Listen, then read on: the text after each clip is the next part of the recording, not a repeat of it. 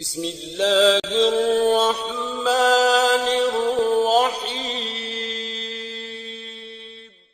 مولاي صل وسلم دائما ابدا على حبيبك خير الخلق كلهم مولاي صل وسلم من الشیطان الرجیم بسم اللہ الرحمن الرحیم۔ معزز سامعین، آج کی نشست میں ہم نے اسلام کا قرآنی تصور کے بارے میں پڑھنا ہے کہ قرآن مجید میں لفظ اسلام کے بارے میں اللہ رب الکریم نے کیا فرمایا ہے۔ اذ قال له ربه اسلم قال اسلمت لرب العالمین، اور جب ان کے رب نے ان سے فرمایا کہ گردن جھکا دو، انہوں نے کہا کہ ہم نے اپنے گردن کو اپنے تمام جہانوں کے رب کے لیے جھکا دیا ہے۔ اسلام میں تیسرا مفہوم صلح و آشتی کا پایا جاتا ہے۔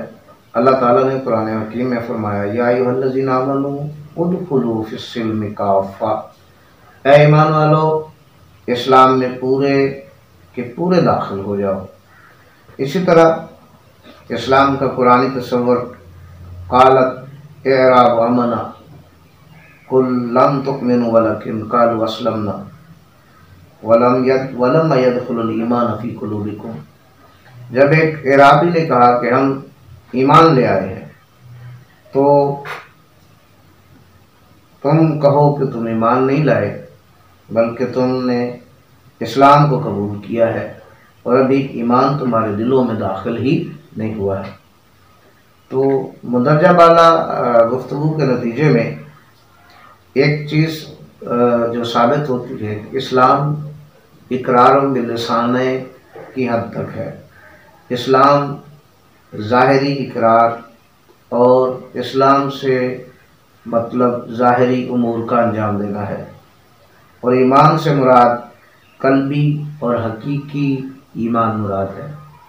تو اسلام جو ہے وہ انسان کے جسم کی جو ریاست ہے اس کے اعمال ظاہریہ کے اظہار کا نام اسلام ہے، اور انسان کے جسم کی ریاست کا اعمال باطنیہ ایمان کے اظہار کا نام ہے۔ نماز پڑھنا، روزہ رکھنا، حج کرنا، زکوٰۃ دینا، نیک اعمال کرنا، اور یہ ظاہری اسلام ہے، اور ایمان ان اعمال کے پیچھے نیت کا نام ہے۔ تو احباب، قرآن میں اسلام کا جو تصور ہے انسان کا اللہ اور اس کے رسول کے بتائے ہوئے اعمال پر ظاہری طور پر عمل کرنا اسلام ہے، اور ان احکامات کو باطنی طور پر تسلیم کرنا ایمان ہے۔